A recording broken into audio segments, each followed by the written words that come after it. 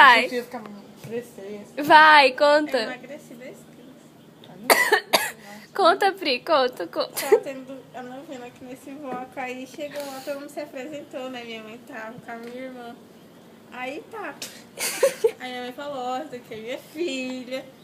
Aí quando acabou a novena, né? Tava no elevador, minha mãe, minha irmã. Essa mulher tinha mais gente, eu achei ela.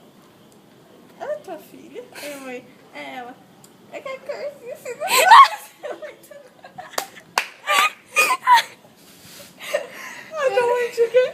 Ai, eu tô errada, né? Onde é que tinha preparado pra nossa frente? Meu Deus.